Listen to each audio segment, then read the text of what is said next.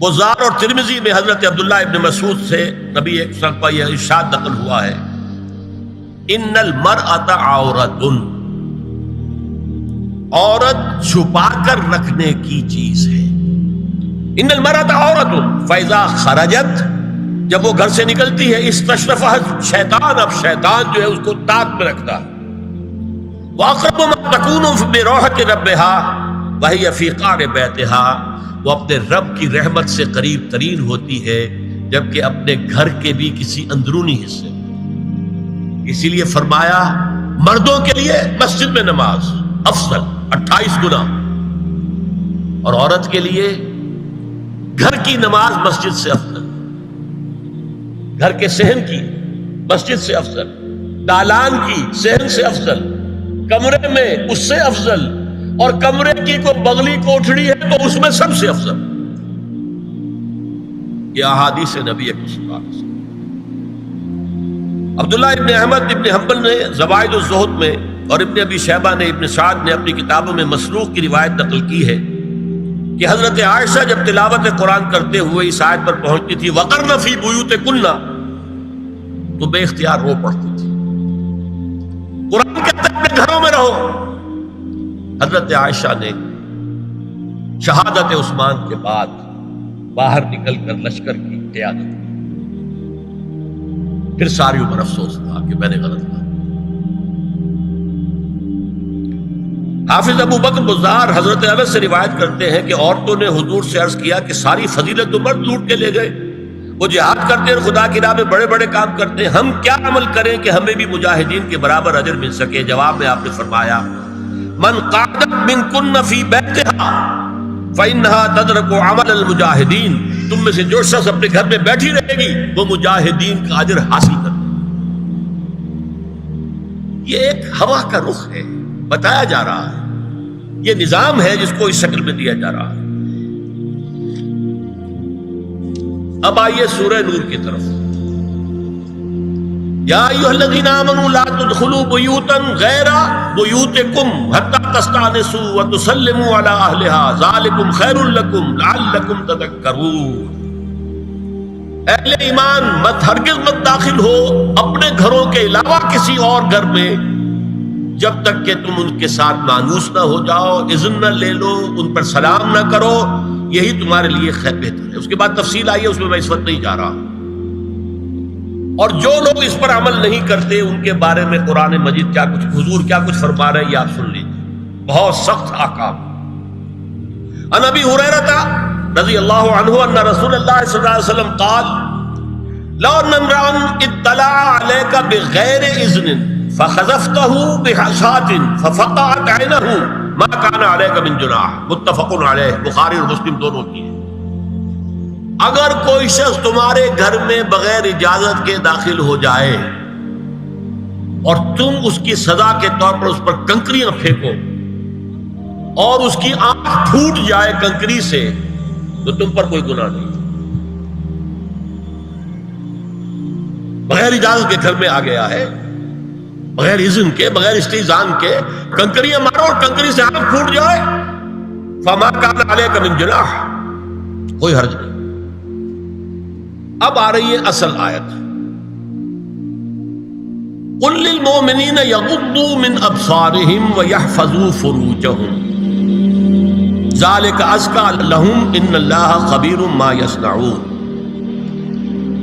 وقل للمؤمنات یغضضن من ابصارهن ویحفظن فروجهن ولا یبدین زینتهن الا ما ظہر منها وَلْيَضْرِبْنَ بِخُمُرِهِنَّ عَلَى جُيُوبِهِنَّ وَلَا يُبْدِينَ زِينَتَهُنَّ إِلَّا لِبُعُولَتِهِنَّ أَوْ آبَائِهِنَّ أَوْ آبَاءِ بُعُولَتِهِنَّ أَوْ أَبْنَائِهِنَّ أَوْ أَبْنَاءِ بُعُولَتِهِنَّ أَوْ إِخْوَانِهِنَّ أَوْ بَنِي إِخْوَانِهِنَّ أَوْ بَنِي أَخَوَاتِهِنَّ أَوْ نِسَائِهِنَّ أَوْ مَا مَلَكَتْ أَيْمَانُهُنَّ أَوِ التَّابِعِينَ غَيْرِ أُولِي الْإِرْبَةِ مِنَ الرِّجَالِ أَوِ الطَّفْلِ الَّذِينَ لَا يَظْهَرُوا عَلَى عَوْرَاتِ النِّسَاءِ وَلَا يَضْرِبْنَ بِأَرْجُلِهِنَّ لِيُعْلَمَ مَا يُخْفِينَ مِنْ زِينَتِهِنَّ وَتُوبُوا إِلَى اللَّهِ جَمِيعًا أَيُّهَا الْمُؤْمِنُونَ لَعَلَّكُمْ تُفْلِحُونَ۔ یہ لمبی آیت ہے۔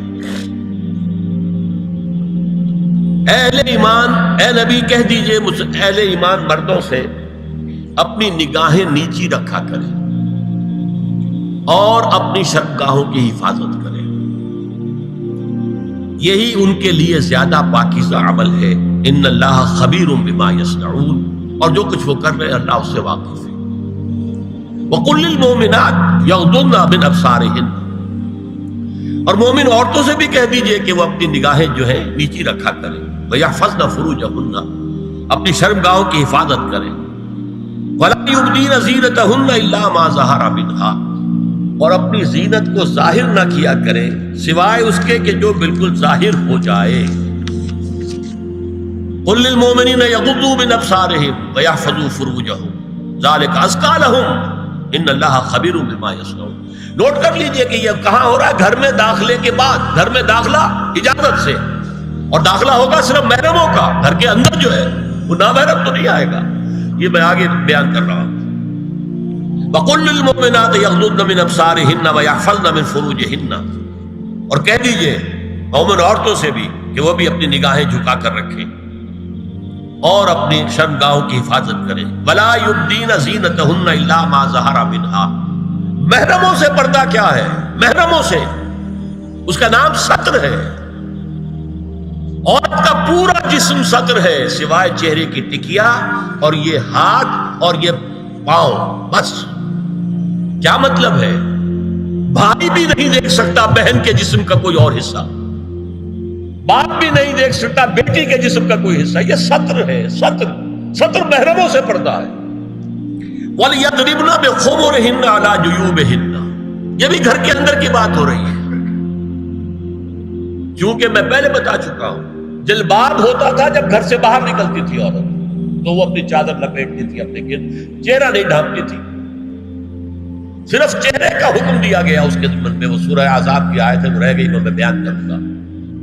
اور خمار اوڑھنی ہوتی تھی جو گھر میں اوڑھتی تھی۔ گھر میں ظاہر بات ہے کہ جلباب تو نہیں لیا جا سکتا، آخر گھر کا کام کاج کرنا ہے، ہلکی سی اوڑھنی وہ گھر میں، لیکن فرمایا وَلْيَضْرِبْنَ بِخُمُرِهِنَّ عَلَىٰ جُيُوبِهِنَّ،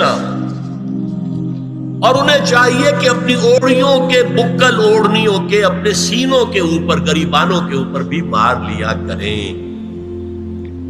اب اس کے بعد فرمایا وَلَا يُبْدِينَ زِينَتَهُنَّ إِلَّا لِبُعُولَتِهِنَّ، اب یہاں یہ زینت کا لفظ آ رہا ہے چہرے کے، اور چہرے ہی میں کچھ سنگھار بھی ہوتا ہے۔ اب ان کے لیے کہا گیا کہ چہرے کی زینت اور چہرے کے اوپر اگر کوئی بناؤ سنگھار ہے، زیور ہے، اس کی زینت نہ ظاہر کریں، مگر اب یہ یہاں تفصیلی آئی ہے، جو محرم ہے ان کی تفصیل۔ تو فرمایا کن کے سامنے ظاہر کر سکتی ہے؟ الا لبعولتہن، سب سے بڑھ کر تو شوہر، او آبائہن، اور یہ آپ نے باپ۔ اچھا، باپوں میں نوٹ کی دی، باپ حقیقی ہو، اخیافی ہو، اللاتی ہو یا رضاعی ہو، یہ چاروں قسم کے باپ اس میں شامل ہیں۔ جس عورت نے دودھ پلایا تھا اس کا شوہر بھی باپ بن گیا۔ او آبائے بعولتہن، اپنے شوہروں کے باپ، یا ابنائہن، ان کے اپنے بیٹے، بیٹوں میں بھی آئیں گے چاروں، اللاتی، اخیافی، عینی اور رضاعی۔ او ابنائے بعولتہن، اور اپنے شوہروں کے بیٹے، ہو سکتا ہے شوہروں کی اور بیویاں بھی ہوں، تو ان کے بیٹے بھی، جو ستیلے بیٹے ہیں وہ بھی محرم، ان سے کسی شکل میں کبھی شادی نہیں ہو سکتی۔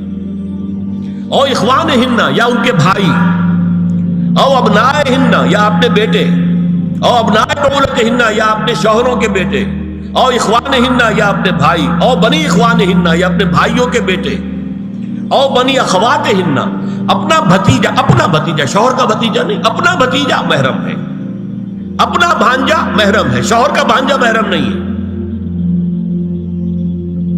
او نسائہن، یا ان کی عورتیں، اپنی عورتیں، جان پہچان کی عورتیں۔ او ما ملکت ایمانہن، یا جو ان کے داہنے ہاتھوں کی ملکیت ہے، باندیاں، غلام۔ اس میں عرض کر چکا ہوں کہ اس میں کافی اختلافات ہیں۔ یہ بھی ہے کہ اس سے مراد صرف باندیاں ہیں، غلام مرد ہیں، یہ بھی ہے کہ مرد بھی ہے، اور یہ بھی ہے کہ مرد جب تک کہ وہ بالی ہوگا، لیکن میں اس بحث میں یہاں نہیں جانا چاہتا، یہ پھر فقہ کی بحث ہو جائے گی۔ اب التابعین غیر اولی الاربہ، کچھ ایسے لوگ بھی ہوتے ہیں، کوئی کسی کے گھر میں تو اندھا آدمی رہ رہا ہے، یا کوئی اور کسی وجہ سے کوئی مریض ہے، اسے آپ نے پناہ دے رکھی ہے، انہیں عورتوں سے کوئی سروکار نہیں ہوتا۔ اب الطفل الذین لم یظہروا علی عورات النساء، یا وہ بچے کہ جن پر ابھی عورتوں کے پوشیدہ حالات واضح ہی نہیں ہے، پتہ ہی نہیں ہے انہیں، ابھی انہیں جنس کا کوئی احساس ہی نہیں۔ یہ ہے فہرست جو دی گئی ہے کہ جن کے سامنے عورت کھلے چہرے کے ساتھ اور اپنی جو اضافی زینت بھی ہو، کوئی زیور وغیرہ یا کوئی بھی سرما وغیرہ ڈالا ہوا ہے یا کوئی سرخی کو لگائی ہے معمولی سی، تو اس کے ساتھ آ سکتی ہے، اور یہ وہ رشتے ہیں کہ جن سے کسی حالت میں بھی نکاح نہیں ہو سکتا۔ آگے سنیے، وَلَا يَضْرِبْنَ بِأَرْجُلِهِنَّ لِيُعْلَمَ مَا يُخْفِينَ مِنْ زِينَتِهِنَّ، اور چلتے ہوئے اپنے پاؤں زور سے نہ مارے کہ ان کی زینت ظاہر ہو جائے۔ اگر کوئی پازیب پہنی ہوئی ہے، کوئی جھنجھنو وغیرہ ہے، تو اب اگر پاؤں مار کر چلے گی تو خواہ ذہن جائے گا بیٹھے ہوئے کا کہ کوئی ہاتھ نہیں جا رہی۔ یہاں تک اس کے علاوہ یہ بھی ہے، تعطر کے بارے میں فرمایا ہے کہ اگر عطر لگا کر کوئی عورت گھر سے نکلی ہے، اذا استعارت المرأة فمرت على القوم ليجدوا ريحها فهي كذا وكذا قال قولا شديدا۔ اس ابو داؤد کی روایت ہے، حضور نے فرمایا جب کوئی عورت عطر لگا کر، خوشبو لگا کر نکلتی ہے کہ لوگ اس کی خوشبو سونگیں یا اس کو اوپر مطلع ہو جائیں تو ایسی ہے ایسی ہے، بہت سخت الفاظ حضور نے استعمال کیے کہ جس کو راوی نے نقل نہیں کیا۔ عورت کے لیے خوشبو، عورت کی آواز کا پردہ ہے۔ اب دیکھیے کس حد تک نماز میں اس وقت عورتیں بھی شریک ہوتی تھی، اگرچہ حضور نے فرمایا مردوں کی صف بہترین سب سے آگے والی ہے اور سب سے بری صف سب سے پیچھے ہے، کیونکہ اس کے پیچھے پھر عورتوں کی صف ہوتی تھی، اور عورتوں کے لیے سب سے اچھی صف سب سے پچھلی والی ہے اور سب سے بری سب سے آگے والی ہے۔ سب سے آگے والوں کے سامنے پھر مرد ہوتے تھے، ان کی پشت ہوتی تھی۔ تو اسی طریقے سے اگر غلطی کی ہے تو مرد جو ہے کہے گا سبحان اللہ، امام سے غلطی ہو گئی ہے، مرد کیا کہے گا؟ سبحان اللہ۔ عورت کیا کرے گی؟ اپنے ایک ہاتھ کے پشت پر اپنا ہاتھ مارے گی، اپنی آواز نہیں نکالنی، آواز کا پردہ، چھونے کا پردہ یہاں تک ہے کہ حضور نے کبھی کسی عورت سے ہاتھ نہیں ملایا، اور آپ جب بیعت بھی لیتے تھے تو بس زبانی الفاظ کہلوائے اور کہا ٹھیک ہے بیعت ہو گئی، یا ایک کپڑا پکڑا، اس کا ایک سرا اپنے ہاتھ میں دوسرا سرا اس خاتون کے ہاتھ میں، یا ایک تشت کے اندر پانی بھرا، اس میں ایک طرف اس نے انگلیاں ڈال لی اور ایک طرف حضور کی انگلیاں۔ لیکن مسافر لا اسافر النساء، ایک دفعہ ہوا بھی کہ بعض خواتین نے جب بیعت کی ہے تو پھر انہوں نے ہاتھ آگے بڑھایا مسافر کے لیے، حضور نے فرمایا انی لا اسافر النساء، میں عورتوں سے مسافرہ نہیں کرتا۔ یا ایھا النبی قل لازواجک وبناتک ونساء المؤمنین یدنین علیہن من جلابیبہن ذالک ادنی ان یعرفن فلا یؤذین وکان اللہ غفورا رحیما۔ اے نبی صلی اللہ علیہ وسلم کہہ دیجئے اپنی بیٹیوں سے اور اپنی بیویوں سے اور مسلمانوں کی خواتین سے۔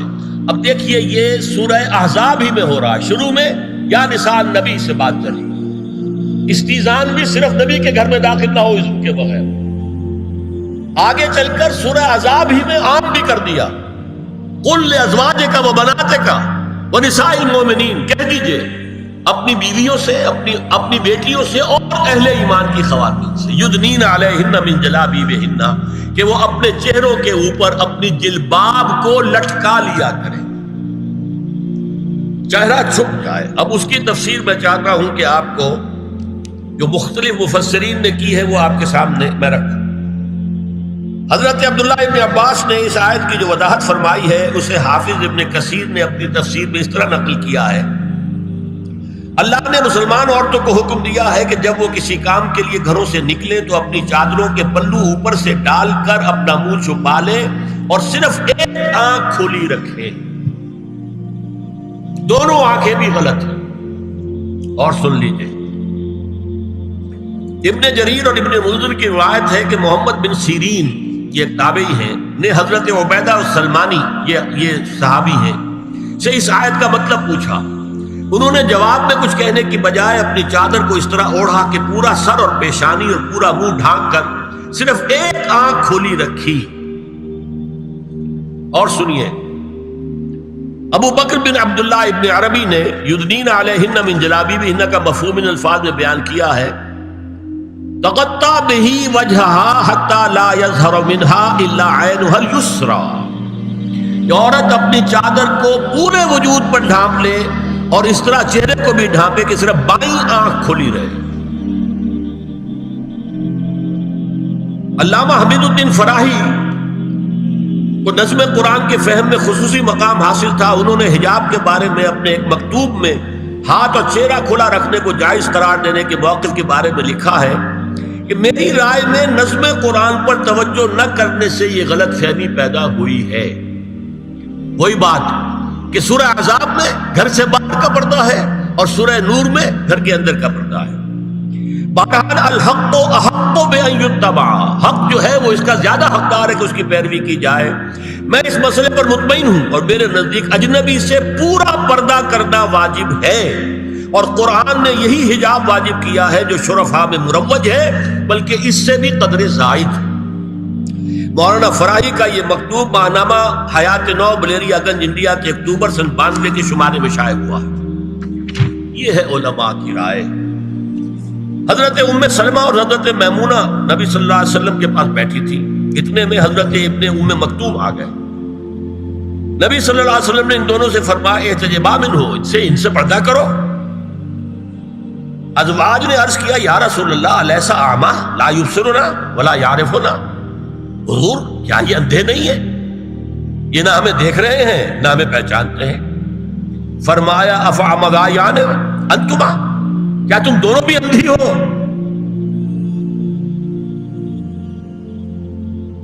الا تبصران ہی، کیا تم نہیں دیکھ رہی ان کو؟ حضرت ام سلمہ تصریح کرتی ہیں ذالک بعد ان امر بالحجاب، یہ جب حجاب کا حکم آ گیا تھا تب حضور نے پھر یہ حکم دیا.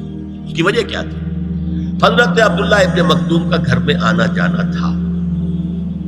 تو اگرچہ اندھے ہیں لیکن یہ کہ یہ بار بار کا آنا جانا اس سے فتنے کا ایک دروازہ کھل سکتا ہے. اس دروازے کو بند کر دیا گیا. حضرت عائشہ کے پاس ایک نابینا آیا تو انہوں نے اس سے پردہ کیا. کہا گیا کہ آپ اس سے پردہ کیوں کرتی ہیں، یہ تو آپ کو نہیں دیکھ سکتا. جواب میں حضرت ام المومنین نے فرمایا لاکنی انظر الیہ، میں تو اسے دیکھ رہی ہوں نا. اور مرد کو دیکھے. البتہ یہ کہ عام حالات میں آپ بازار میں چل رہے ہیں، عورت جا رہی ہے، کوئی باہر نکلنا پڑا ہے، تو اس حالت میں اگر وہ مرد کو دیکھتی ہے تو اس میں در حقیقت وہ فتنہ نہیں ہے کہ جو گھر میں آنے جانے والے لوگ. اب ایک آخری مسئلہ ہے. 2 حدیثیں ایسی ہیں جو میری گفتگو کے خلاف جاتی ہیں اور میں دیانت کا تقاضا سمجھتا ہوں کہ وہ بھی آپ کے سامنے بیان کروں.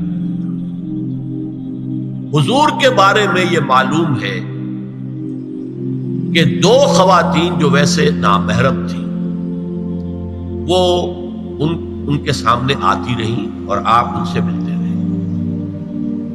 ایک آپ کی سالی حضرت اسماء، حضرت عائشہ کی بہن رضی اللہ تعالی عنہ، اور ایک آپ کی چچا زاد بہن حضرت علی کی بڑی ہمشیرہ حضرت ام ہانی. یہ میں حدیث آپ کو سنا رہا ہوں. بکثرت احادیث سے ثابت ہے کہ حضرت اسماء بنت ابی بکر آپ کے سامنے ہوتی تھی اور آخر وقت تک آپ کے اور ان کے درمیان چہرے اور ہاتھوں کی حد تک کوئی پردہ نہ تھا.